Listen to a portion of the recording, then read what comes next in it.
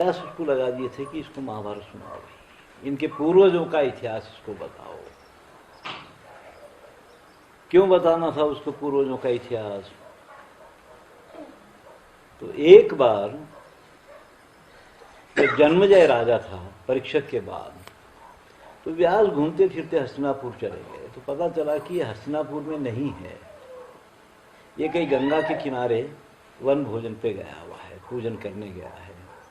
तो व्यास वहाँ चले गए। वहाँ जाने के बाद में खूब मैंने स्वागत किया, सत्कार किया, पैर वैर धो करके बैठा दिया इनको। बातचीत चालू हो गई। तो धीरे से ये बोलता है कि जन्मेजय प्रभु, आपको त्रिकाल लग गए, दिनों कालों का जानने वाले हो। ये सब जानते हुए भी हमारे बड़े लोगों की, हमारे पूर्वजों की इतनी बड़ी लड़ाई कैसे करवा दी आप? क्यों रोक नहीं पाए? आप तो जानते थे कि इतनी बड़ी जनहानि होगी, इतना सब होगा, तो आप क्यों नहीं रोके? व्यास बोले नहीं नहीं, अब वो हो गया, उसका क्या रोना है? नहीं नहीं, कैसे होता है ऐसे? पता रहने के बाद भी कैसे होता है? तो ये बोले कि देखो जन्मेजय, विधि के विधान को कोई भी अपनी बल बुद्धि विद्या से टाल नहीं सकता। वो तो विधि का विधान था, वो तो होना था, वो हो गया। ऐसे कैसे होगा? जानने के बाद भी कैसे होता है? हम बोले कि होता है जानने के बाद भी। चल ले, मैं तेरे को एक बात बताता हूँ जो 6 महीने में घटना घटेगी, तेरे को मैं बताता हूँ। तो अगर उसको रोक सकता है तो रोक ले। क्या होगा महाराज बताइए? देखो, उत्तर दिशा से घोड़े बेचने वाला आएगा, तू घोड़ा देखना भी नहीं। घोड़ा अगर देखा भी तो घोड़ा खरीदना नहीं। खरीदा भी तो घोड़े पे सवारी नहीं करना है। सवारी भी किया तो जंगल में नहीं जाना है। जंगल में भी गया तो शिकार नहीं करना है। शिकार भी किया तो सिंहों को नहीं मारना है। सिंहों को मारा, शेर को मारा, तो उसमें से जो कन्या निकलेगी उससे बात नहीं करना है। उससे बात भी किया तो उसके बोलने पे उससे शादी मत करना। शादी भी किया तो उसको पटरानी मत बनाना। पटरानी भी बना लिया तो उसके बोलने पे अश्वमेध यज्ञ कभी मत करना। अश्वमेध यज्ञ भी कर दिया तो उसमें ब्राह्मणों को मत बुलाना। ब्राह्मणों को बुला भी लिया तो उनकी हत्या मत करना। ये सब 6 महीने में घटित होगा। वो बचा सकता है तो अपने आप को बचा ले, उसके बाद फिर मेरे को याद कर लेना। तो ये कि ठीक है, देखते हैं कैसा होता है। तो 2-4 महीने बीत गए, बात आई गई हो गई, भूल गया बात। तो उत्तर दिशा से घोड़े बेचने वाले लोग आए तो इसको बात याद आई। वो घोड़ों का बाजार लगा और वो बार बार आ रहे हैं व्यापारी लोग कि महाराज चलो बाजार का मुहूर्त तो करो, आप नहीं आएंगे तो कैसा फिर? तो ये नहीं, मैं नहीं आऊँगा। नहीं महाराज, आप मुहूर्त करिए और आ जाइए, है ना? तो ये बोला कि ठीक है, मुहूर्त करने आता हूँ। तो वो गया मुहूर्त। अब यहाँ तक आया तो कुछ घोड़े देख लेता हूँ, खरीदूंगा नहीं। तो घोड़े देखा तो एक खास किस्म के घोड़े को पसंद किया। पंचकल्याणी घोड़ा बोलते हैं उसको। तो घोड़ा देख करके इसका मन ऊपर नीचे हो गया। इतने बड़े राजा है अपन, अपने पास ये घोड़ा नहीं है तो काय के राजा, है ना? तो अब लोग खूब चढ़ाते भी है ना। तो अब ये सोचा कि खरीद लेंगे, सवारी नहीं करेंगे। वो लाया, अपने घर के सामने बांध लिया और ऊपर से देखते रहता था उसको बार बार, है ना? वो देखता था, इतना बढ़िया घोड़ा है, इस पे सवारी नहीं की है तो फिर क्या फायदा? ठीक है, एक दिन वो चढ़ता हूँ इसके ऊपर, ऐसे जाता हूँ और ऐसे आ जाता हूँ। जंगल में नहीं जाता, है ना? तो ये धनुष बाण वगैरह लिया, घोड़े पे बैठा और चढ़ा घोड़े पे। वो घोड़ा लेके इसको जंगल में भाग गया। अब जंगल में भाग गया तो सामने से शेर आ गया। अब नहीं मारे तो क्या करता, वो इसको खाता, है ना? तो ये बाण निकाला, बाण चलाया, शेर मर गया। उसमें से एक लड़की निकली। तो उसको पूछता है, ये जाके बड़ी सुंदर लड़की निकली, ये पूछता है उसको कि तू किसकी कन्या है, देव कन्या है, ऋषि कन्या है, या नागों की कन्या है, या राक्षसों की कन्या है, तू किसकी कन्या है? तो बोलती कि महाराज, महाराज तो नहीं बोलती कि है मैं ऋषि कन्या हूँ, और मेरा पिता ये बोला था कि जाओ तुम अपनी इच्छानुसार अपने पति को ढूंढ लो, और वो ये भी बात बोला था कि जन्मजय भी है, तुम उसको भी देख लेना। तो मैं तो निकली हूँ अपने पति को ढूंढने के लिए। ये बोलता है कि मैं जन्मजय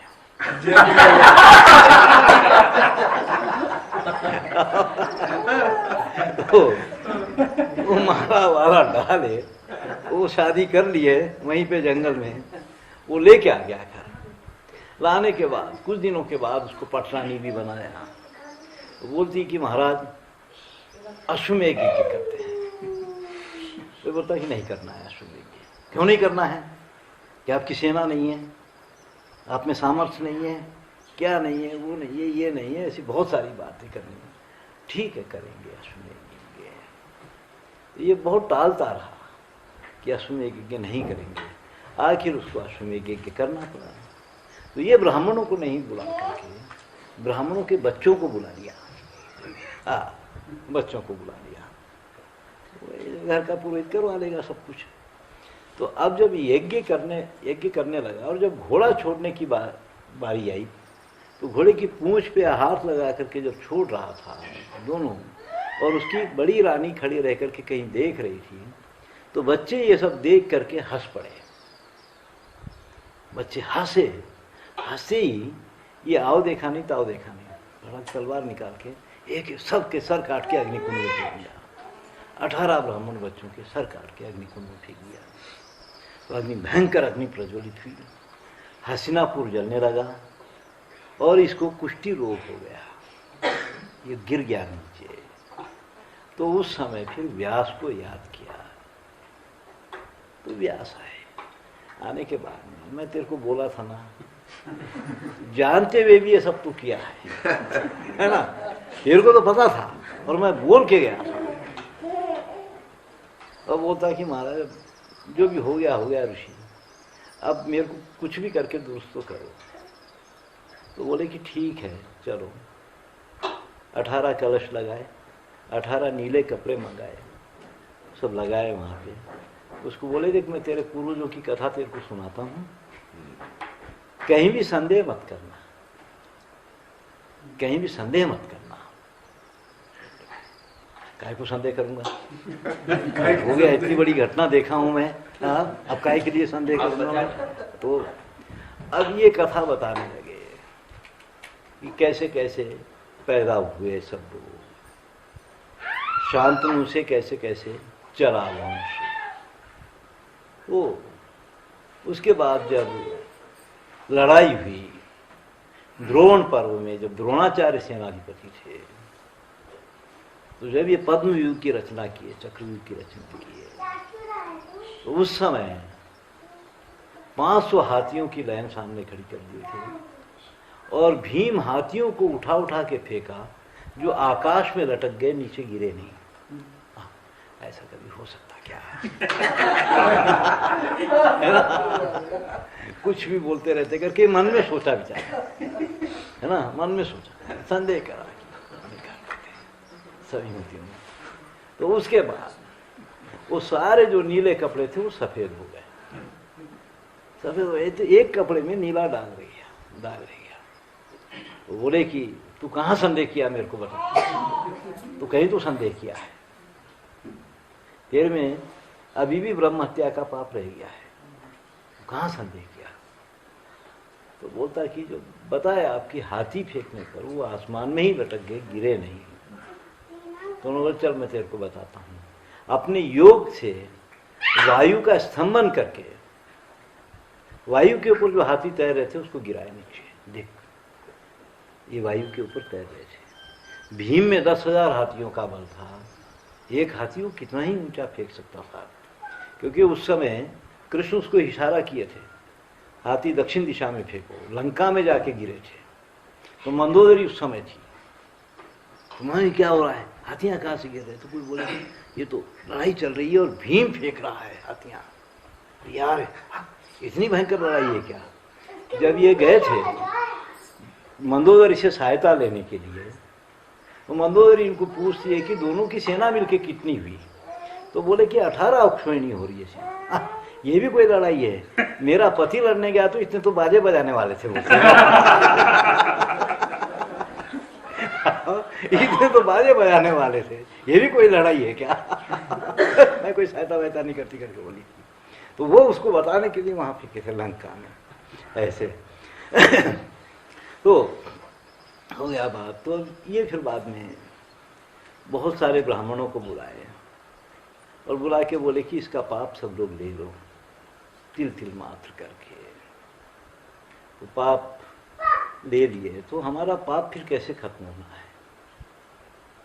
तो ये बात हुई कि जब तुम लोग भिक्षा को जाओगे,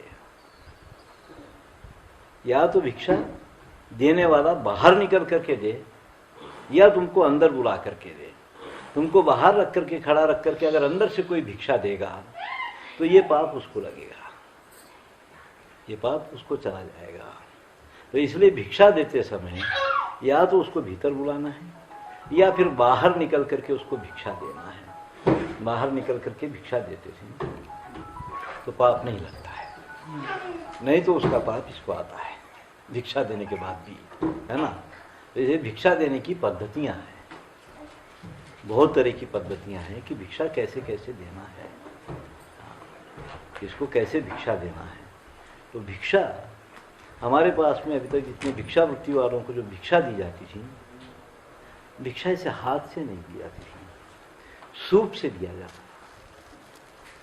सूप में धान्य दे करके उनको दिया जाता था। ये भिक्षा देने के बाद वो अपनी झोली से मुट्ठी भर अनाज निकाल करके उस सूप में 5 ढेरी लगा करके इनको वापस करते थे।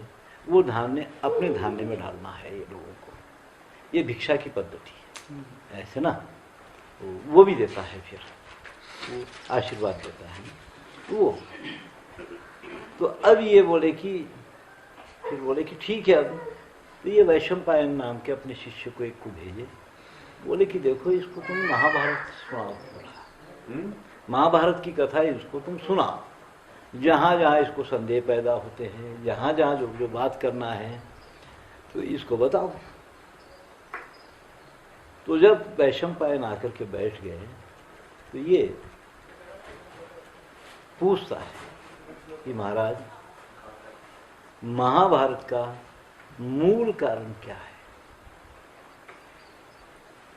किस कारणवश महाभारत हुई थी। तो वैशंपायन बोलते कि देखो, एक समय कैलाश पर शिव और पार्वती बैठे हंसी मजाक कर रहे थे। इतने में कामधेनु गाय 5 बैलों के साथ वहां आई। तो पार्वती उससे भी मजाक कर रही कि ये माता, ये 5 वृषभ 5 पति तेरे कितने सुंदर लग रहे हैं तेरे साथ। तो कामधेनु पार्वती को शाप दी कि मेरे को माता बोल करके भी मेरे साथ मजाक करती है, जा जैसे मेरे 5 पति है ऐसे तेरे भी 5 पति हो। ये शाप दे के चले गई। अब ये बड़ी परेशान हो गई पार्वती कि मैं तो महापतिव्रता, 5 पतियों के साथ में रहने के शाप देकर तुते बनी है। तो ये भगवान को बोलते हैं कि कुछ तो एक उपाय ढूंढो इसका। क्या उपाय है? काफी माथा पच्ची कर लिए, कोई उपाय नहीं सूझा। तो चलो ब्रह्मा जी से पूछते हैं जा करके। तो ये ब्रह्मा के पास गए। तो ब्रह्मा के उस समय 4 मुंह से तो बड़ी एक स्वर में आवाज निकली और एक मुंह से गधे के जैसा नाद निकला, अपशब्द श्रुति हो गई। तो शिव जी आओ देखे नहीं ताव देखे नहीं, फटाक से वो सर काट दिए ब्रह्मा का। काटते वो सर इनके हाथ के साथ चिपक गया, वो छूट नहीं रहा है। शिव जी पर मैं एक चीज पूछने आया था, दूसरी आफत खड़ी हो गई बेटी है ना। तो एक और परेशानी खड़ी हो गई, ये हाथ नहीं छूट रहा, मेरे से ब्रह्म हत्या हो गई, ब्रह्मा नाराज होके बैठे हुए बात नहीं कर रहे हैं कुछ भी। तो ये वहां से निकले तो विष्णु के पास गए। तो बोले कि इसका अब क्या कर सकते हैं, तो ब्रह्म हत्या है, और तुम घूमो, देखो कहीं कोई उपाय मिल जाए। तो बहुत जगह घूमते घूमते शिव भूलोक में आए। भूलोक में विचरण करते करते जब ये गंगा के किनारे घूम रहे थे काशी के आसपास, तो एक ब्राह्मण गाय का दूध निचोड़ रहा था, दूध दो रहा था। तो बछड़े को छोड़ करके बांधते हैं ना, तो ये जब बांधा तो बछड़ा इसको उठा के पटक दिया ब्राह्मण को, तो ये मरने लगा ब्राह्मण। तो ये बछड़ा वहाँ ब्राह्मणी से बोलता है कि ये ब्राह्मणी मेरे को खोल दे, क्योंकि ये मरेगा, इसकी हत्या का पाप मेरे को लगेगा, ब्रह्म हत्या का पाप। तो बताता है कि भ्रूण हत्या का पाप कितने यानी जन्मों तक रहता है, स्त्री हत्या का पाप कितने जन्मों तक रहता है, किसकी हत्या का पाप कितने जन्मों तक रहता है, वो पूरा बताता है खूब बढ़िया। भ्रूण हत्या भी करता है तो उसका पाप इतने युगों तक रहता है। तो अब इतने में रस्सी टूटा था और वो भाग गया था बछड़ा। भगवान शिव खड़े रह के देखते रहते, मेरे से जो हुआ है इससे भी हुआ है, अब क्या होगा देखेंगे। तो ब्राह्मण की हत्या निकली और उसके पीछे पीछे दौड़ी। तो ये जब दौड़ा, बछड़ा दौड़ा, गंगा पार करके काशी में कूद गया। तो भगवान शिव भी उसको देखे, गंगा पार करके काशी में घुस गए। तो वो जो सर था वो गंगा में गिर गया, तो काशी में वो गया नहीं। तो भगवान शिव चलो भाई जान छूटी। वो फिर जब बाहर निकले तो फिर चिपक गया। तो फिर ये बोले कि ठीक है अपने लिए जगह अच्छी है, वो काशी में घुस के ही बैठ गए। भगवान शिव उनको काशी बड़ी प्यारी हो गई, उसमें घुस के बैठ गए। तो अब यहाँ पे कि त्रिपुरासुर राक्षस हुआ, उसको मारना है, तो उसको कौन मारेगा? अब शिव कहाँ है? ढूंढो। अब देखे सब ध्यान मान लगा के तो काशी में बैठे रहे मस्ती से। तो ये सब देवता है आकर के बोले चलो महाराज, वो मैं नहीं आता, मैं नहीं आता, तुमको जो करना है कर लो, मेरे को ये जगह बड़ी अच्छी है, कैलाश से भी अच्छी है, मैं तो यहीं रहूँगा। तो ये बोले कि नहीं नहीं त्रिपुरासुर को मारना है, चलो। तो ये बोले कि देखो पहले वो सर से पीछा छुड़ाओ, तो मैं चलता हूँ। तो ये विष्णु भगवान गए, वो सर से पूछते हैं कि हे ब्रह्म कपाल तुझे क्या चाहिए? तो वो उसमें से आवाज़ आती कि मुझे 18 औक्षणी प्राणियों का खून पिलाते हैं तो रक्तपान कराते हैं तो मैं इसका पीछा छोड़ूंगी, नहीं तो नहीं छोड़ूंगी। इतना बड़ा आदमी मेरे को कब मिलना फिर? तो विष्णु भगवान बोलते हैं कि तो द्वापर के अंत में आ जा, तेरे इच्छा अनुसार तेरे को रुधिरपान कराएंगे। हाँ तो अभी इसका पीछा छोड़ दे। तो ठीक है बोलती। तो वो कपाल वपाल लेकर के चलते बने। जब ये जाकर के त्रिपुरासुर को मारे, त्रिपुरासुर को जब मारने लगे तो पूरी भूमि को रथ बनाया गया, सूर्य चंद्र चाक बने, आकाश पूरा ध्वजा बना, विशाल सुमेरु ही धनुष बनाए और वासुकी की प्रत्यंचा चढ़ाई गई और उस पर खुद नारायण अस्त्र बन करके बैठे, ब्रह्मा रथ चलाने लगे। तो इस तरह से विष्णु शिव जाकर के, तो शिव त्रिपुरासुर का ऐसा था कि उसके अपने 3 शहर थे, 3 पुर थे, वो आकाश में घूमते रहते थे। वो किस पुर में है किसी को पता नहीं चलता था। जब ये आकाश में घूमते घूमते ये तीनों जब जिस दिन एक लाइन में आएंगे उसी टाइम पे ये तीनों पुरों को खत्म करना है। तो काफी लंबा इंतजार किए, फिर जिस दिन वो एक ही लाइन में सब आ गए, कभी ना कभी एक लाइन में आ जाते हैं ना, तो उस समय शिव त्रिपुरासुर को तीनों पुरों को खत्म कर दिए। उसमें त्रिपुरासुर खत्म हो गया ऐसे। तो उसके बाद में त्रिपुरासुर खत्म हो गया तो भगवान विष्णु बोलते हैं कि हे महादेव, ये महाभक्त था, महाभक्त था, इसकी भी हत्या का पाप तुमको लगा है ना?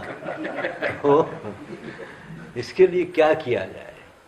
तो बोले कि जो ब्रह्म कपाल है इसको लेकर के तुम भिक्षा मांगते हुए घूमो धरती पर, जब ये हाथ से छूट जाएगा, फिर हाथ में नहीं आएगा, तो समझना कि तुम्हारा पाप खत्म हो गया। तो भगवान शिव घूमते थे भिक्षा लेते हुए। तो वहां भी यही बात थी कि ये हत्या का पाप जाए। तो भगवान शिव एक बार लक्ष्मी के पास चले गए भिक्षा मांगने के लिए। तो लक्ष्मी के महल के बहुत दरवाजे थे, ये जाकर के दहलीज में एक पाँव एक पैर बाहर रख करके खड़े होते थे, भिक्षा में देही करके, है ना। और वो लक्ष्मी बोलती थी, देखती थी कि तुम उस द्वार से आओ महाराज। वहां जाकर के भी एक टांग अंदर रख करके खड़े रहते थे। इनका ये था कि ये भिक्षा दे और पाप इसको लग जाए लक्ष्मी को क्योंकि तो अब वो बहुत साल घूमते रहे। फिर बाद में एक जगह जाकर के वो कपाल छूट गया, उसी को ब्रह्म कपाल बोलते हैं ना, जहां जिसके आगे पीछे कोई नहीं होता है, वहां जाकर के अपना पिंड दान करके आ जाता है, जिंदा ही अपना पिंड दान करके आ जाता है, वो ब्रह्म कपाल है। तो फिर घूमते घूमते वो दक्षिण में आ गए, गोदावरी का सेवन करने लगे, गोदावरी के पास किनारे रहने लगे। तो एक दिन नारद कैलाश चला गया, तो ये गंगा और पार्वती से पूछते कि महादेव कहाँ है, कहीं दिखाई दिए क्या उनको? हाँ हाँ, बड़े महादेव दिखाई दिए, वो तो अब गोदावरी का सेवन कर रहे हैं, तुम लोगों को तो भूल गए। ये क्या हो गया है? तो ये फिर बाद में भगवान श्री औरतें खूब जल, दोनों में आग लग गई, पार्वती में और गंगा में। ये तो क्या हो रहा है, ये हम दोनों रहते हुए गोदावरी के किनारे बस गए, गोदावरी का सेवन कर रहे हैं। तो जब शिव कैलाश पहुंचे तो ये दोनों भी कूद कूद के हल्ला मचाने लग गई। हाँ, कहाँ चले गए थे? यूं त्यों गोदावरी के किनारे। तो ये तो शिव जी बोले, थकार के मैं मर के आ रहा हूँ, आते ही हल्ला मचा रही है दोनों भी। तो इनको बड़ा गुस्सा आया, गुस्सा आते ही ये गंगा को शाप दिए, इजाजत भूलोक में जाकर के तू पैदा हो जा, भूलोक में शांतनु की भार्या हो जा। ये शांति पार्वती आके पाँव महाराज बस एक साथ मेरे को अभी है, अब और कुछ नहीं है ना, बस करो गुस्सा, बस शांत करो। इसको बोलते कि जाओ देखो, मैं पांचों पांडवों का रूप लेता हूँ, तुम द्रुपद के वहां द्रौपदी के रूप में पैदा होना है, उस समय मैं तुम्हारे से शादी करूंगा। ओके, पार्वती को बोलते हैं। ये पार्वती जो है ये द्रौपदी होकर के पैदा हुई थी ऐसे, और ये सब शिव के अंश थे पांडव। तो गंगा जब भूमि में उतरी तो वो शांतनु की भार्या हो गई, शांतनु की भार्या हो गई ऐसे। वो एक सुशर्मा नाम का राजा था उस समय, सुशीला नाम की उसकी पत्नी थी। राजा शिकार के लिए गया था, नहीं, राजा जो है सुशर्मा शिकार करने जंगल में गया, उसके पीछे रजस्वला हुई और इसको संतान उत्पत्ति की इच्छा पैदा हुई। तो ये अपनी एक दासी को भेजती है कि जाओ राजा से वीर्य लेकर के आओ, मैं संतान उत्पन्न करती हूँ। तो दासी बिल्ली का रूप लेकर के जाती है, कटोरी लेकर के, राजा अपना वीर्य देता है उसको। वो वीर्य लेकर के जब गंगा पार करते रहती है तो आगे से दूसरा कोई पशु आ जाता है, जीव आ जाता है, दोनों की लड़ाई होती है और वो कटोरी गंगा में छूट जाती है, जिसको एक मछली निकल जाती है। वो मछली से मत्स्यगंधा पैदा हुई, उस मछली से। शांतनु जब गंगा से शादी करता है तो गंगा की, जब गंगा भूलोक में आते रहती है तो अष्टवसु ये बोलते हैं कि देखो, हमको भूलोक में पैदा होने का शाप है ब्रह्मा का, किसी कारणवश नाराज होकर के हमको शाप दिए थे कि जाओ भूमि में पैदा हो जाओ। पैदा होने का शाप है, जीने का शाप नहीं है हमको। हे गंगा, हम तेरे गर्भ से पैदा होते हैं, पैदा होते ही तो हमको खत्म छोड़ डालना है, हमको तो पैदा होने का शाप है, जीने का तो नहीं है। तो गंगा बोलती है कि 8 पुत्रों की माँ होकर के भी मैं फिर ऐसे ही रहूंगी क्या? तो देवव्रत नाम का जो वसु था, तो सब बोलते हैं कि ये आखिरी संतान रहेगी तेरी, और ये संतान रहेगी तेरे पास में, तो संतान सुख का आनंद ले सकती है। तो गंगा जब आई तो शांतनु से शादी होने के बाद यही शर्त थी कि मैं अपनी इच्छा अनुसार कुछ भी करूंगी, तू मेरे को रोकना नहीं। कभी किसी काम के लिए रोकना नहीं है। तो ठीक है, किसी चीज़ के लिए उसको रोकता नहीं था। पहली संतान हुई, गई जाके नदी में बहा दी। दूसरी संतान हुई, वो भी नदी में बहा दी। 5-6 संतान हो गई, बहा दी। राजा को बड़ी लगी हुई थी कि ये क्या हो रहा है पूरा, मैं इसको रोक नहीं सकता हूँ।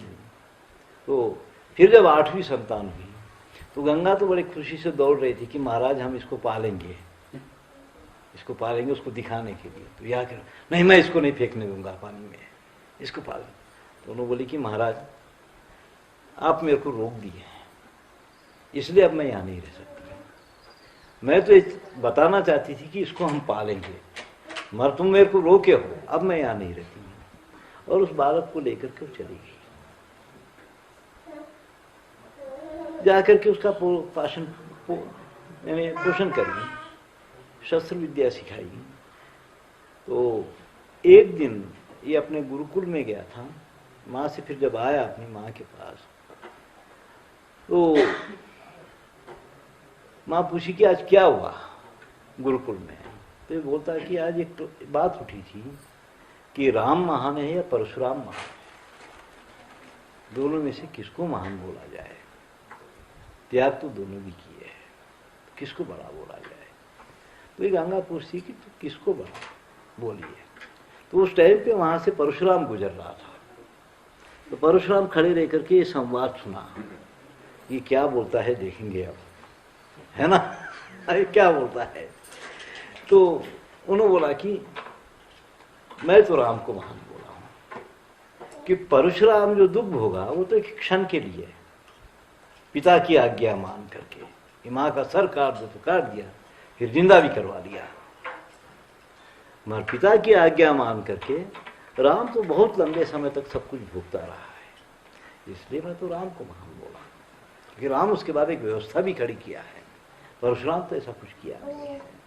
तो ये बात सुन करके परशुराम बहुत खुश हो जाता है।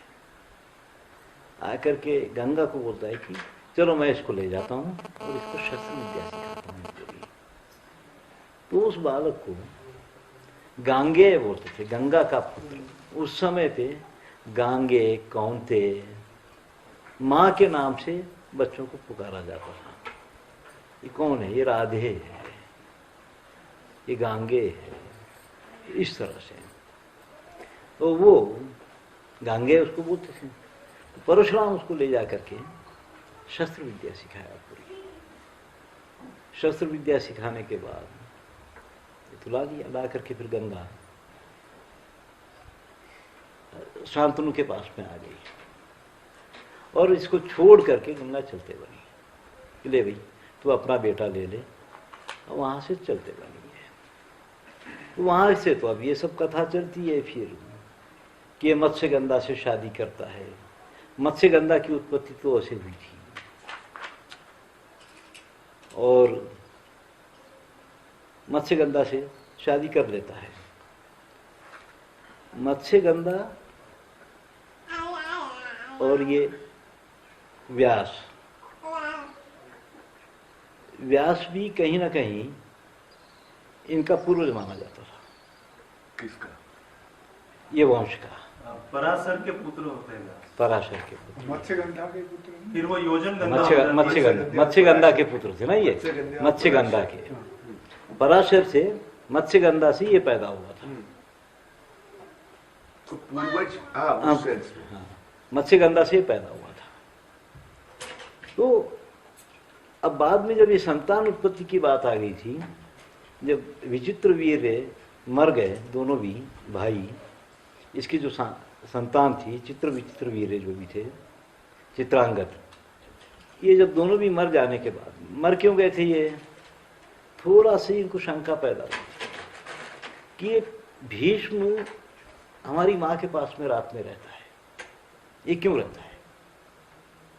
तो एक दिन ये लोग छुप करके देखे कि करते क्या है।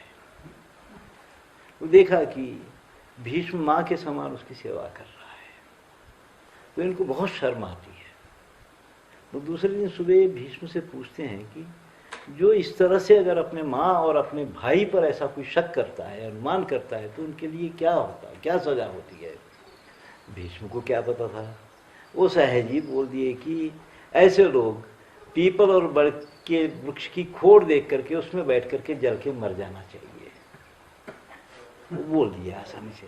ये जंगल में गए, दोनों भी घुस के बैठे, जल के मर गए, खत्म।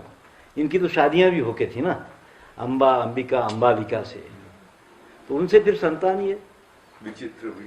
हाँ, ये इनसे पैदा हुई थी, व्यास से संतान पैदा हुई थी।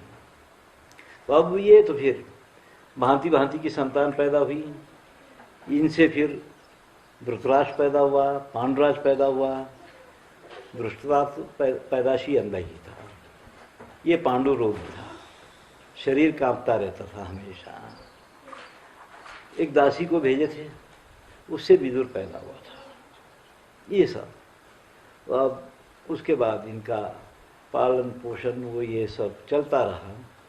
बहुत दिन तक भीष्म पितामह एक गुरु की तलाश कर रहे थे कि इनको कहाँ शस्त्र विद्या सिखाई जाए, किसके पास सिखाया जाए।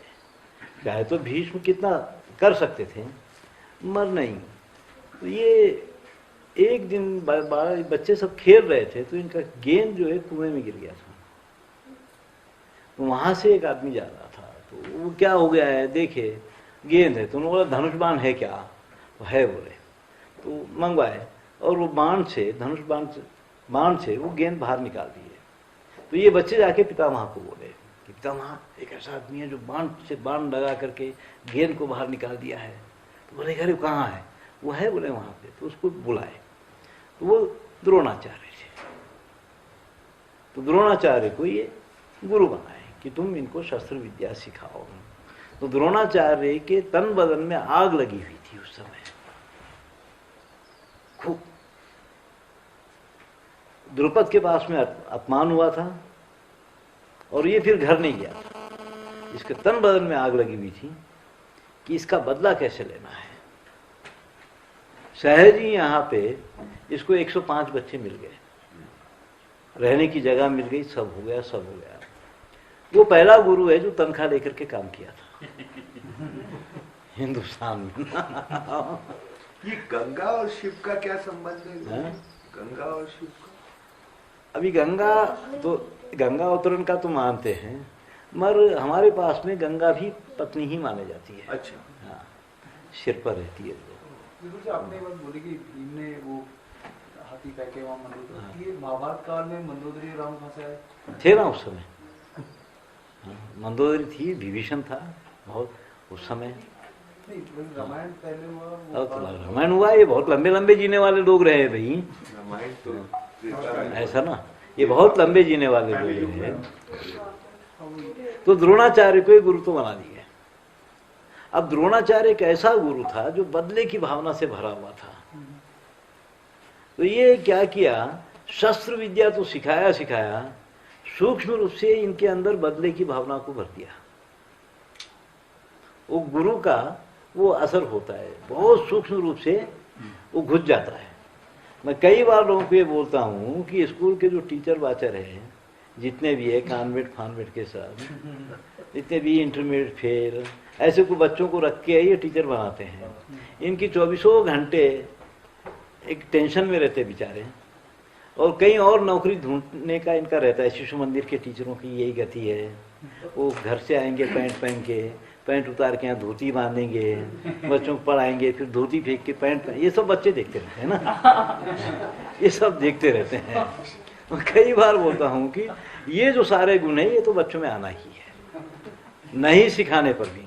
द्रोणाचार्य शस्त्र विद्या के साथ साथ सूक्ष्म रूप से बदले की भावना भर दिया इनके अंदर, इसलिए इतना लड़के मरे। हर एक में बदला लेने का ये हो जाता था। ये उनके गुरु का प्रभाव था। ऐसे महाभारत की लड़ाई का जो कारण है, कई लोग तो बोलते हैं कि शकुनी, कई लोग किसी को। मैं तो सीधे से द्रोणाचार्य को बोलता हूँ, क्योंकि द्रोणाचार्य एक ऐसा गुरु था जो सूक्ष्म रूप से सबके अंदर बदले की भावना को भर दिया था। और इनका गुरु वशिष्ठ की तरह होता या सांदीपनी की तरह होता तो शायद ये कुछ और होते, है ना। यहाँ तो इनका गुरु ही दुष्ट था पूरा। जो गुरु दक्षिणा मांगा भी वो जाकर के कि द्रुपद को बांध करके लेके आओ। तो गए और द्रुपद को बांध के लाए थे ना। उसका थोड़ा बहुत अपमान किया, अपमान कर कर आकर के छोड़ दिया, चल आधा राज्य तेरे को देता हूं मैं, आधा मैं रखता हूं करके। अब वो द्रुपद देखा कि ये बेटे पांडव है, ये कौरव है, ये पांडु के पुत्र, ये इतने बलशाली है, मेरा इतना बड़ा अपमान, ये बच्चे बच्चे आके मेरा इतना बड़ा अपमान कर दिए हैं, इनके लिए तो कुछ करना पड़ेगा। तो वो बड़ा यज्ञ करवाया, यज्ञ करना है, पुत्र कामिष्टि यज्ञ करना है। पुत्र कामिष्टि यज्ञ के लिए घूम रहा था, कोई भी मान नहीं रहा था पुत्र काम, क्योंकि वैदिक लोग इष्टि याग नहीं करवाते हैं। इच्छा को रख करके किए जाने वाला कोई भी यज्ञ वैदिक लोगों को निषेध नहीं करवाते हैं वो लोग। तो ऋषिशृंग मुनि को लेकर के आए थे, ये माना जाता है कि वो जैन थे, वो जैनी ये सब करवाते रहते हैं। उस समय, हाँ उस समय जैनी थे, क्योंकि ऋषभ देव तो बहुत पहले पैदा हो गए 24 तीर्थ। हाँ, और भगवान नेमिनाथ जो है वो कृष्ण के भुआ के बेटे थे इनके ना। तो ये घूम रहा है, कोई भी नहीं मान रहा है। तो फिर एक जगह गया, एक ब्राह्मण बैठा हुआ था, कुछ सुयोज या वो सुयोज उसका नाम था शायद। तो उसको जाके बोलता है कि पुत्र कामिष्टि यज्ञ करवाओगे? वो मैं नहीं करवाता, कम से कम बताओ तो सही कि कौन करवा सकता है, कोई है क्या ऐसा करवाने वाला?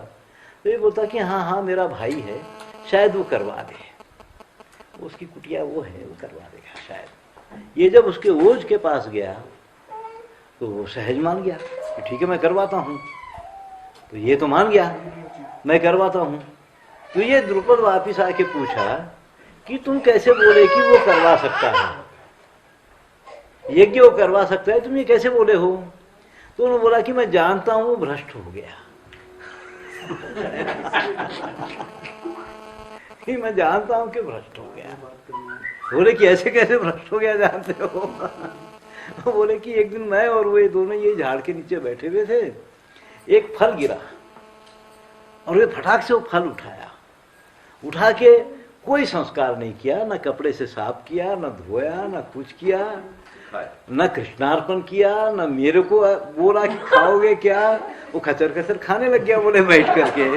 तो मेरे को लगा कि ये तो भ्रष्ट हो गया है ना, इसलिए मैं बोला कि शायद वो करवा सकता है। तो अब वो, क्योंकि महाभारत में ब्राह्मण की जो परिभाषा है, जिसका निष्कपट तप होता है वो ब्राह्मण होता है, उसके तत्व में कोई कपट नहीं होना चाहिए। जब ये पूछा गया कि किसी मनु से कि श्रेष्ठ ब्राह्मण कौन होता है, बताए कि देखो भाई, जिसके घर में 3 महीने का भोजन है वो तो ब्राह्मण होता है। उससे श्रेष्ठ वो ब्राह्मण होता है जिसके घर में 3 दिन का भोजन होता है, और उससे भी श्रेष्ठ वो ब्राह्मण होता है जिसके घर में 1 समय का भोजन होता है। ब्राह्मण अपने घर में 2 समय का भी भोजन न रखे, वो सबसे श्रेष्ठ ब्राह्मण होता है। तो इसका मतलब वो इतना कंगाली से जीना नहीं चाहिए, व्यवस्था इतनी सुंदर हो, वो अपनी सुंदर इतनी गांव की व्यवस्था बनाए कि किसी को आहार भी सुरक्षित रखने की चिंता ना हो, है ना। वो तो व्यवस्था बनाना है उसी।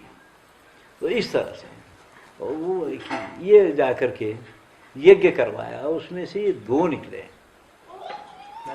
दोनों, दुष्टदुम्न और द्रौपदी। तो द्रौपदी को वास्तव में पांडवों को मारने के लिए पैदा किया था, पांडवों को मारने के लिए पैदा किया था।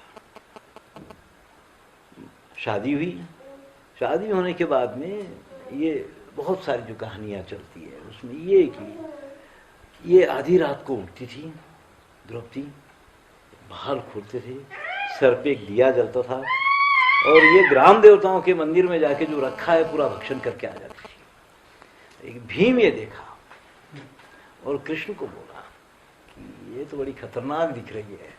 तो कृष्ण बोले कि ये तो तुमको मारने के लिए ही आई है, फिर क्या करना? बोले इससे तुम लोग वरदान ले रहो। तो एक दिन ये भीम से बहुत खुश हुई, ये भीम को बहुत चाहती थी द्रौपदी, भीम से बहुत खुश हुई। तो इसके मुंह से निकल गया कि क्या चाहिए तुम लोगों को? तो ये फटाक से बोला कि हमारे 500 पांडवों को कोई कुछ नहीं कर पाना है, किसी के हाथ से हमारी मृत्यु नहीं होना है। तो ये वरदान देती है और इसकी पूरी शक्ति खत्म हो जाती है। ऐसा है पार्वती द्रौपदी की ना, पहला तो क्या था, इनको मारने के लिए इस तरह से दुष्ट हुआ था। एक और इसका बेटा था द्रुपद का, अच्छा शिखंडी। हाँ, ठीक। हाँ, अम्बा अंबिका अंबालिका जो लेके आया था इन्हों, उसमें से जो अम्बा गई वो तो परशुराम मेघरा सबसे लेकर के सब करवा ली भीष्म से शादी करने के लिए।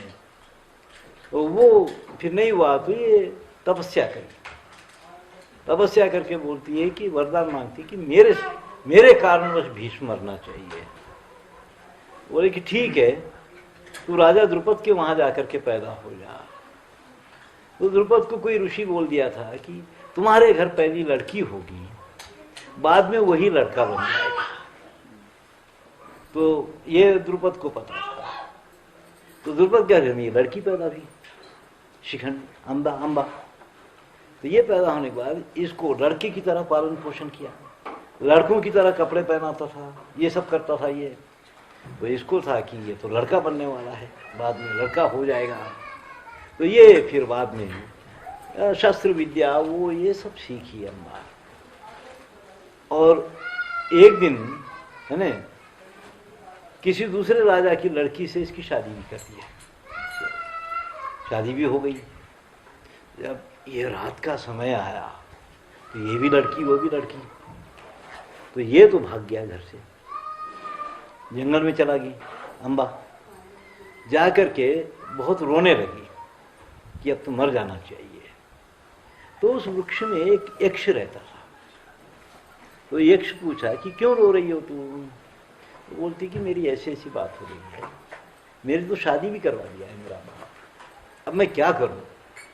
इसमें क्या है? बोले वो अपना पुरुषार्थ ही बताना है ना तेरे को, चल मैं अपना पुरुषार्थ तेरे को देता हूं, और थोड़े समय के लिए मैं नारी बन जाऊंगा, औरत बन जाऊंगा। तू अपना पुरुषार्थ बताना, फिर आकर के मेरे को मेरा पुरुषार्थ लौटा देना। तो ये पुरुषार्थ उसको देता है, ये पुरुष बन जाता है और जाता है, रहता है घर पे। अब ये यक्ष पहली बार औरत बना, तो ये ऋषियों के सामने जाके नाचता, उनकी गोदी में बैठता, उनकी दाढ़ी पकड़ के खींचता, ये सब करता था। ऋषि लोग इसको शाप दिए, या तेरा पुरुषार्थ तेरे को कभी वापस नहीं आना करके। है ना? तो उसका पुरुषार्थ वापस नहीं आया, ये शिखंडी रह गया फिर ना, उसका शिखंडी रह गया। तो महाभारत में बहुत भांति भांति से लोग पैदा हुए हैं। द्रोणाचार्य तो द्रोण से पैदा हुआ था, जो लोपा है द्रोण से। कृपाचार्य और कृपी अंगूरों के गुच्छे से पैदा हुए थे। वो दो बच्चे, छोटे छोटे बच्चे इसको मिल गए थे शांतनु को, वो जंगल से उठा के ला लिया था कि भगवान की कृपा से ये मिले हैं, इसलिए लड़के का नाम कृप और इसका नाम कृपी रखा था। वो कृपी से द्रोणाचार्य की शादी किए थे लोग। द्रोणाचार्य तो दोनों में पैदा हुआ था। महाभारत में बहुत भांति भांति की संतान उत्पत्ति है, और कोई भी एक तरह से पैदा नहीं हुआ है। हाँ। जरासंध जब पैदा हुआ तो उसके दो टुकड़े में पैदा हुआ था, दो हिस्से में। उसको फेंक दिए निकाल करके बाहर, क्या करेंगे करके। तो जरा नाम की एक राक्षसी वो दो टुकड़ों को जोड़ी, वो जरासंध हुआ। जरा नाम की राक्षसी, इसकी संधि करने से वो जरासंध राक्षस हुआ ना पूरा। तो बहुत तरह तरह से इसमें पैदा हुए हैं ना महाभारत में। कौरव भी तो, हाँ, कौरव भी एक तरह से पैदा हुए, तो मांस पिंड ही पैदा हुआ था, जिनको अलग अलग अलग रखा गया था। मगर ये जो 5 लोग जो पैदा हुए थे, दुर्योधन, भीम, बकासुर, कीचक और जरासंध, ये 5 एक ही समय में एक ही नक्षत्र में पैदा हुए थे। अच्छा, भीम, दुर्योधन, कीचक, बकासुर, जरासंध। तो इनका ये था कि एक के हाथ से जो मरेगा, कोई एक मर जाएगा तो बाकी 3 भी उसके हाथ से मरेंगे, ऐसा ये था इनका। कृष्ण को मालूम होगा। हाँ, तो ये भीम बकासुर को मार दिया था पहले, तो इन सबको अंदाजा था कि हमारे हाथ से भीम, हमको तो भीम ही मारने वाला है। अच्छा, इनको भी अंदाजा था। फिर है ना। तो महाभारत के टाइम पे भीम का वज्रदेह था, कृष्ण का भी वज्रदेह था, दुर्योधन का आधा शरीर वज्र का था, ऐसा है। तो ये वज्रांग माने जाते थे। भीम तो सहज पैदा हुआ था, कृष्ण का वज्र की तरह अंग बन गया था। एक बार दुर्वासा द्वारिका है, तो दुर्वासा से लोग डरते थे, बड़ी गंदी बो आती थी इसके शरीर से, है ना, बड़ा गुस्से वाला। तो कृष्ण बोले भगवान क्या सेवा करें, खीर बनाओ। तो खूब पतीला भर के खीर बनाए, लेके आए। तो देखा खीर को, देख के बोलता है कि देखो कृष्ण रुक्मिणी को बुलाया, अब जाओ दोनों अपने शरीर पे इसको मल लो। कृष्ण मल दिया, क्या करते हैं, पूरे शरीर को मल लिए, रुक्मिणी भी मल ली। रुक्मिणी से नहीं मल, कृष्ण से मलवाया। वहाँ रथ खड़ा था, रथ पे चढ़ गया, चलो दोनों रथ को पकड़ के खींचो। ये दौड़ रहे हैं रथ को पकड़ के, ये उसमें बैठा हुआ है ना, दुर्वासा। आए, रुक्मिणी गिर गई तो ये उतरा, बड़ा खुश हुआ कि देखो कृष्ण, तुम जितने शरीर पे खीर लगाए हो वो पूरा शरीर वज्र का हो गया, जहां ये खीर नहीं लगाए हो वो शरीर वज्र का नहीं है। तो पैर के तलवे में ये नहीं लगाया था, तुम्हारी मृत्यु वहां से होगी। तो कृष्ण अपने पैर बहुत छुपा के रखता था, बहुत छुपा के रखता था। तो बर्बरिक जब आया था लड़ाई के लिए, लड़ाई के मैदान, जब लड़ाई के लिए, तो ये सब बैठ करके हिसाब किताब लगा रहे थे कि ये महाभारत की लड़ाई कितने दिन में खत्म होगी। कोई बोला 6 महीने लगेंगे, कोई नहीं 1 महीने में खत्म होगी। तो कोई कुछ बोल रहा है, कोई कुछ बोल रहा है। तो बर्बरिक हंसा, कोई लड़ाई है क्या ऐसे? तो बोले कि बर्बरिक तुम कितनी देर में खत्म, तुम बोले तो 1 दिन में खत्म कर डालूं लड़ाई। तो कृष्ण बोलते हैं कि तेरे पास 3 ही बाण है, तो इससे क्या करेगा, तो अपने बाणों का प्रभाव बता। तो ठीक है महाराज, तो ये इस वृक्ष पे बता बोले। तो कृष्ण कुछ पत्ते तोड़ के पैर के नीचे छुपा लिए थे। तो ये बाण चलाया तो उस वृक्ष के हर पत्ते में छेदा हो गया, और उसके बाद वो बाण आके तरकश में घुस गया। तो ये हल्लू से पैर के नीचे से पत्ते निकाल के देखे, उसमें भी छेदा है। इसके बाणों को तो मेरी जान भी मालूम है बेटे को कि मेरी भी मृत्यु का हाथ होने वाली है। तो बर्बरिक तो उतना ये था पूरा। बर्बरिक की तो बलि दी गई थी ना, नहीं रक्त बलि बर्बरिक की दी गई थी। रक्त बलि अमावस्या को देना था, ये तय हुई थी कि दुर्योधन सहदेव के पास में आके पूछता है कि हम किस दिन रक्त बलि दे तो हमारी विजय होगी। तो ये सहदेव ज्योतिष जानता था, ये बोला कि देखो दुर्योधन, अमावस्या के दिन अगर तुम रक्त बलि करते हो तो तुम्हारी जय है। कृष्ण सुनते, अरे ये क्या बोल दिया, अरे हाँ मैं कैसे झूठ बोलता, ज्योतिष की बात अगर नहीं होता, पूछने आया है, तुम लोग पूछने आते तो तुमको भी बताता मैं, ये बोला। तो कृष्ण बोले कि ठीक है। अब तो कृष्ण ने एक चीज की है कि अमावस्या से 1 दिन पहले ही ये अमावस्या कर दिया कृष्ण 1 दिन पहले ही अमावस्या कर दी है। तो कृष्ण तो अमावस्या की पूजा करने लग गए, इनको देख के और भी करने लग गया, इनको देख के और भी करने लग गए। तो चांद और सूरज बोले कि हम आमने सामने तो कल आने वाले हैं, ये आज ही कैसे पूजा कर रहा है। तो ये दोनों भी आए, सूर्य और चंद्रमा आके बोले कि प्रभु अमावस्या तो कल होने वाली है, तुम आज कैसे। उन्होंने बोले कि क्या कल, जब सूर्य और चंद्रमा दोनों आमने सामने होते तो अमावस्या होती, अभी तुम नहीं है क्या, अभी हम पूजा करता हूँ। तो किए, है ना, दुर्योधन को भ्रमित कर दिए उधर। दुर्योधन 1 दिन पहले रक्त बलि किया, 1 दिन पहले रक्त बलि किया ना। तो ये बर्बरिक की फिर बलि किए थे। तो बर्बरिक का जब सर लगा दिए, उन्होंने बोला कि मेरे को देखना है कि तुम क्या बहादुरी करेंगे मैदान में। तो संजीवनी मणि लगा करके वहां रख दिए पहाड़ी के ऊपर। तो जब फिर ये महाभारत की लड़ाई होने के बाद में सबको जरा मस्ती आ गई, सब अपना अपना बखान करने लगे। तो कृष्ण बोले चलो बर्बरिक से पूछते हैं कि कौन कैसे लड़ा है, कौन। तो ये सब गए तो बर्बरिक से पूछते हैं कृष्ण कि हे बर्बरिक, बता महाभारत की लड़ाई में तो क्या देखा? बोला कि महाराज कुछ नहीं देखा, सिर्फ दो चीज देखा।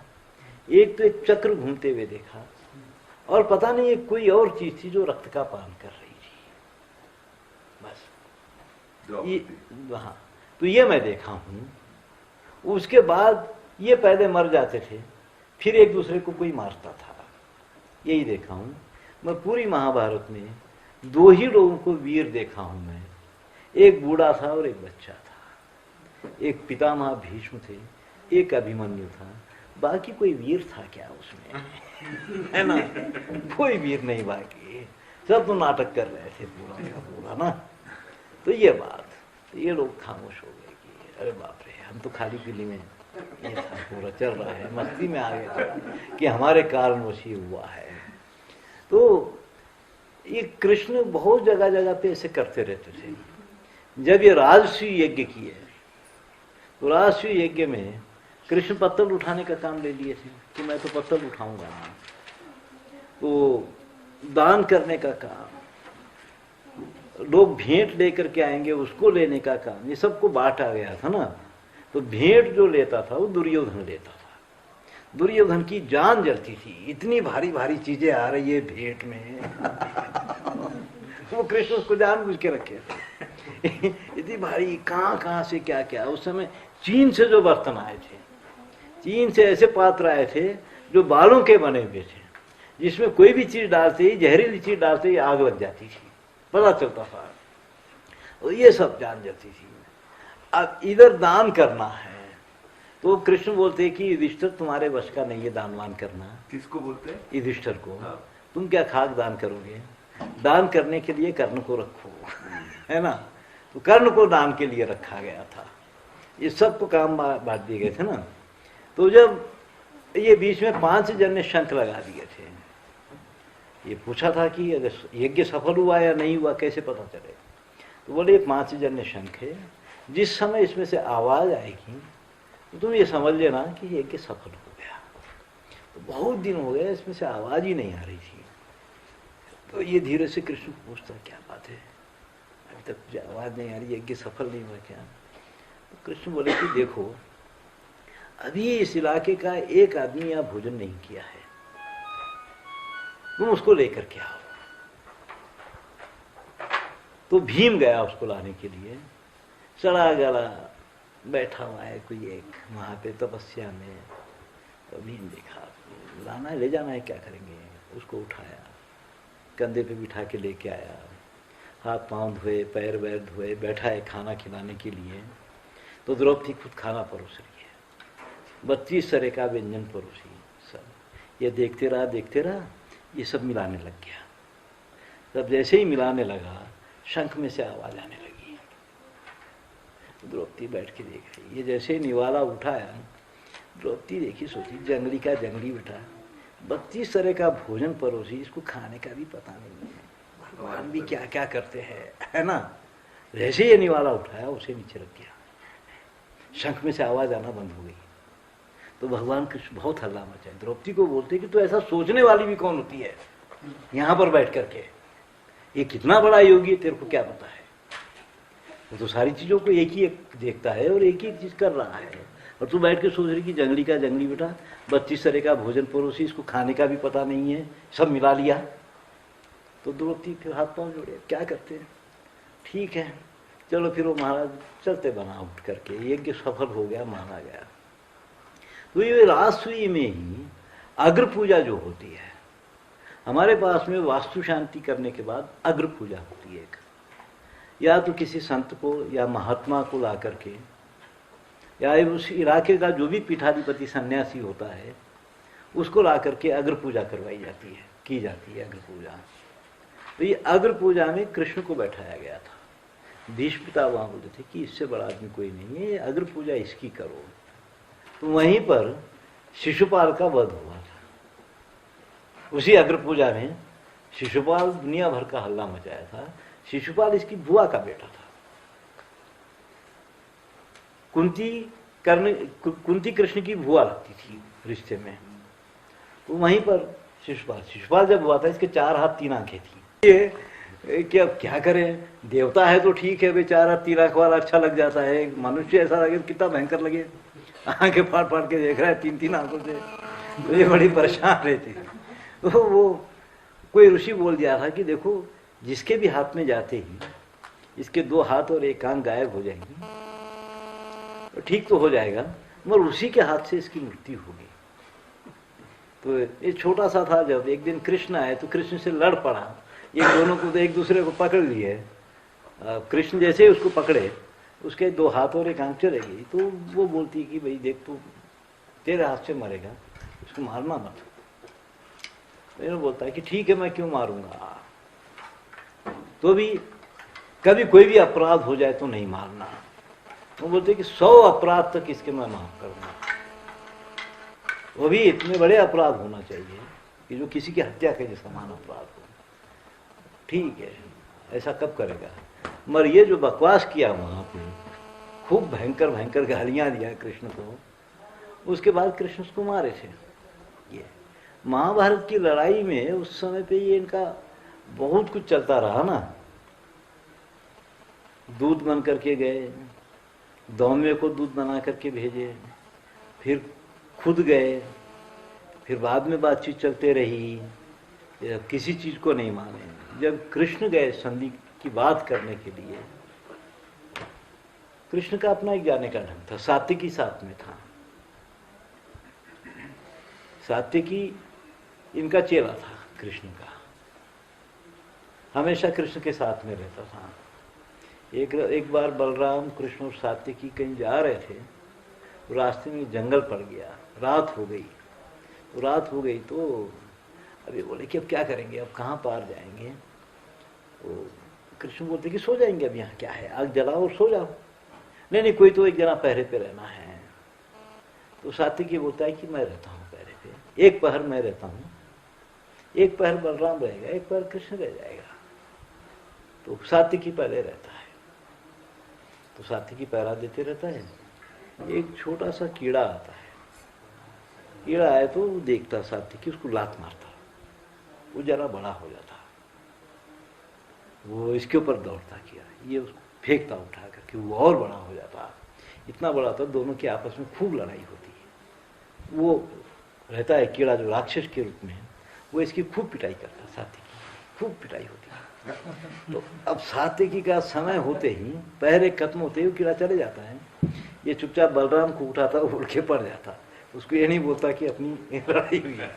तो बलराम उठता है, तो बलराम के साथ भी वही घटता है, बलराम की भी अच्छी पिटाई करता है। उसके बाद कृष्ण जब उठते हैं ना, तो कृष्ण के साथ में भी वो आ जाता है। तो ये कृष्ण उसको देख करके हंसने लगते हैं। वो छोटा छोटा छोटा होता है और उसको अपने दुपट्टे में बांध देते हैं कृष्ण। सुबह उठने के बाद में, रात में कोई घटना घटी है क्या, कुछ हुआ है क्या, तो ये बात होते रही। तो कृष्ण भगवान बोले कि कुछ नहीं हुआ है। सात्विकी तुम्हारे साथ कुछ हुआ क्या, बलराम पूछ रहा है। तो ये फिर धीरे से बोलते कि हाँ ऐसे से एक राक्षस आया था, तो हमारी खूब पिटाई किया है, हम भी लड़े, वो पिटाई किया है। तो कृष्ण तुम्हारे पास में, तुम्हारे पास भी आया था? हाँ मेरे पास भी आया था, देखो मैं उसको बांध लिया हूँ। तो ये क्या है, तो बोलते हैं कि ये तो क्रोध है, क्रोध है ये तो। तुम अगर क्रोध को देख के तुम क्रोधित होगे तो और ज्यादा बढ़ जाएगा। हाँ ये तो क्रोध है, तुम अगर इसको देख के क्रोधित होते हैं तो ये और बढ़ेगा, और इतना बढ़ेगा कि ये तुम्हारी पिटाई करवाएगा, है ना। तुम उसको देख करके, क्रोध को देख करके तुम क्रोधित मत हो, हंसने लग जाओ, धीरे धीरे वो छोटा हो जाएगा, है ना। तो कृष्ण बोलते कि ये तो क्रोध था, तुम क्रोध को देखे क्रोधित हुए तो तुम्हारी कर दिया पिटाई, और क्या है ना। तो ये जो चीज है ना, बहुत महाभारत में ऐसे बहुत सारे छोटे छोटे किस्से आ जाते हैं। उत्तुंग ऋषि, वो कृष्ण को महाभारत की लड़ाई करके जाते समय ये ऋषियां शाप दिए थे, गांधारी भी शाप दी थी, ऋषियां भी शाप दिए थे इसको कि इतनी बड़ी जनहानि करवा दिया, जानबूझ करके हत्याएं भी है, इतना खराब हुआ है। गांधारी को शाप दी थी इसको कि जैसे तुम हमारे वंश को नाश करवाए हो, आज से 36 साल के बाद तुम्हारा भी वंश नाश होना है। अभी कृष्ण जब द्वारिका जा रहे थे तो रास्ते में उत्तुंग ऋषि मिल गए हैं। उत्तुंग ऋषि भी डांटे डपटे, फिर शांत हो गए। फिर बाद में बोलते कि कृष्ण भगवान बोले, ऋषि क्या सेवा कर सकते हैं? बोले, मैं तो रेगिस्तान में रहता हूँ, पानी की बहुत कमी है, जब भी मुझे पानी की प्यास लगे पानी मिल जाना चाहिए। बिल्कुल जरूर महाराज, जब भी पानी की याद करो तुम्हारे सामने पानी आ जाएगा। कृष्ण चले गए। बहुत दिन के बाद में एक दिन इनको बहुत प्यास लगी, पानी होता तो बहुत अच्छा रहता। तो इतने में एक चंडाल सामने से घड़ा भर पानी लेके आ रहा था। वो आके पूछा, महाराज पानी पीना है, प्यास लगी है? उसको देख, नहीं पीना है मुझे। वो चला गया, वो चला गया। तो ये फिर कि बहुत प्यास लगी है, पानी नहीं आया है अभी तक। कृष्ण बोले थे कि पानी मिल जाएगा। तो कृष्ण को याद किया तो कृष्ण आए, बोले, हे कृष्ण, इतनी प्यास लगी है, पानी नहीं आया, तुम बोले थे कि पानी की याद करते तुम्हारे सामने पानी आ जाएगा। वो बोले, महाराज जब तुम पानी की याद किए तो मैं अमृत का कुंड भेजाया था तुम्हारे लिए कि एक बार पी लो तो तुम्हारी प्यास हमेशा के लिए शांत हो जाए। तुम तो उसको बुरी तरह से देख के भगा दिए कि इसके हाथ का पानी कौन पिएगा। अब तुमको, जब तुम इतनी इस तरह की बातें तुम सोचते हैं तो तुमको पानी भी पीने का हक नहीं है करके कृष्ण भाग गए ना महाराज। तुम ऐसे कैसे सोचते हो तुम लोग बैठ के? बहुत सारी चीजें ऐसी है ना। तो बाद में तो आखिर का जो मौसल पर्व है वो तो मूसल पैदा हुआ था दुर्वासा से, दुर्वासा के शाप से ना। वो बेटे ग्वाले एक लड़के को लड़की का रूप बनाए, गर्भवती औरत जैसा बनाए, और जाके ऋषि से पूछते हैं कि ऋषि इससे क्या संतान पैदा होगी, है ना। शर्मा रही है पूछने से, इससे क्या संतान पैदा होगी। ऋषि को बड़ा गुस्सा आया, मुझे तुम्हारी बदमाश करके तुम्हारे वंश को नाश करने वाला मूसल पैदा होगा। तो उसमें से मूसल निकला। तो मूसल लेकर के इनके पास गए, जाकर के बताए तो ये रगड़ के समुद्र में तो फेंक दिए। इतना सा टुकड़ा बचा था उसी फेंक दिए। बारीक चूरा समुद्र की लहरों से बाहर आया और एक घास बन गया। तो जब ये द्वारिका डूबने वाली थी, कृष्ण को तो पता चल गया था कि द्वारिका डूबेगी। तो ये सब यादव लोग निकल गए द्वारिका छोड़ करके, और दूर से द्वारिका डूबता हुआ देखे हैं ये लोग। और फिर जब जा रहे थे तो एक जगह ठहरे और रात में दारू वारू पी लिए, जरा पी करके महाभारत के टाइम की बात निकल के आई कि कृतवर्मा और भूरिश्रवा में कौन बहादुर है। किसमें? भूरिश्रवा और कृतवर्मा, ये दोनों इसके सेनापति थे। हाँ, कृष्ण के सेनापति थे। हाँ, एक कृष्ण का था, एक उनका था। अच्छा। तो अब ये कि भूरिश्रवा, सात्यकी, ये वो सब लड़ पड़े। महाभारत की लड़ाई में एक भगदत्त नाम का एक आया था। वो इतना बूढ़ा था, उसकी ये चमड़ी ऐसे नीचे गिर जाती थी, आंखों से दिखाई नहीं देता था। वो ऐसे चमड़ी ऊपर बांध के, पट्टी बांध के लड़ने आया था महाभारत में। भयंकर लड़ाई किया वो, मर नहीं रहा था वो ना। बहुत हाथी पर बैठ करके। तो कृष्ण अर्जुन को बोलते कि इसकी आंख की पट्टी काटो पहले। तो वो बाण चला के वो पट्टी काटा। पट्टी करते ही वो चमड़ी नीचे गिर गई, इसको दिखना बंद हो गया। दिखना बंद हो गया तो भीम उसको मारा फिर जा करके भगदत्त को। ऐसे भांति भांति के लोग उसमें लड़ाई में आए हुए थे ना। वो इतने बूढ़े बूढ़े सब। उस टाइम पे ये भी कोई जवान तो थे नहीं, तो अच्छे बूढ़े ही थे। ये भी 86 साल का थे, युधिष्ठिर 86, कृष्ण खुद 84 साल का था। ये सब 80 पार किए हुए लोग थे पूरे के पूरे, कोई जवान ववान नहीं था। भीष्म की क्या उम्र थी? भीष्म की काफी लंबी उम्र थी, पता नहीं क्या उम्र रही होगी भीष्म की उस समय। अब भीष्म, जब कभी कभी बड़े बड़े लोग भी मूर्खता करते हैं। अब भीष्म ना, जब ये प्रतिज्ञा क्या की, मैं शादी नहीं करूंगा, मैं राजा नहीं बनूंगा, राज्य नहीं करूंगा, वो नहीं करूंगा, ये नहीं करूंगा, प्रतिज्ञा तो कर लिया। तो शांतनु बोला कि न शादी करना है, न संसार पैदा करना है, न राजा बनना है, तो कभी भी मर जा भाई, क्या फायदा आप जीने का, है ना। कभी भी मर जा का उसको इच्छा मरनी वरदान समझाइए, ऐसा ना। वो तो कभी भी खत्म हो सकता था, जब कुछ करना ही नहीं है कभी भी खत्म हो सकता था ना। मरो लटका रहा, लंबा समय तक खूब चाहे तो पहले ही खत्म हो जा सकता था, खूब लंबे समय तक रहे ना भीष्म भी, कि मैं राज्य को सुरक्षित करके मरूंगा। ऐसे राज्य को सुरक्षित करने के चक्कर में वो इतना लंबा जीना पड़ा उनको। ऐसे ये सब रहा महाभारत में। बहुत महाभारत है बहुत सुंदर जी। पर ये महाभारत उस युद्ध को क्यों कहते हैं? महायुद्ध, महासंग्राम, ऐसा महाभारत क्यों? वो संग्राम ही रहा है। ये महाभारत एक बाद में नाम लगे हैं पूरे, क्योंकि व्यास तो जय नाम से लिखे थे उसको। पता नहीं बाद में कब ये महाभारत हो गया या कैसे हो गया। फिर वो यादव होगा क्या? और ये जो वो शांति पर्व की कल आप बात कर रहे थे, यादव तो दारू पी के मस्ती में आ गए थे। सात्विकी भूरी श्रवा वो ये करके लड़ पड़े, तो ये लड़ाई इतनी ज्यादा हो गई कि आपस में लड़ पड़े ये लोग। दो ग्रुप हो गए, तो हथियारा लेकर के मारने पीटने दौड़े एक दूसरे को। फिर कुछ नहीं मिला तो घास उखाड़ के मारे। वो घास लगते ही मर जाते थे पूरे। यादव मरे, बहुत यादव मर गए वहां पे। कृष्ण महाभारत को घर में नहीं रखते बोलते हैं। कुछ नहीं ऐसा, ये बातें बहुत प्रचार में आ गई, पता नहीं कैसे आ गई है। समुद्र यात्रा हमको निषेध हुई, महाभारत घर में नहीं रखा, गीता नहीं पढ़ना है, योग वाशिष्ठ नहीं रखना है घर में। ये बीच में कब ये प्रचार में आ गई पता नहीं ये बात है ना। महाभारत रखने से क्या हो जाएगा? गुरुजी एक चीज मैं थोड़ा स्पष्ट करना चाह रहा था।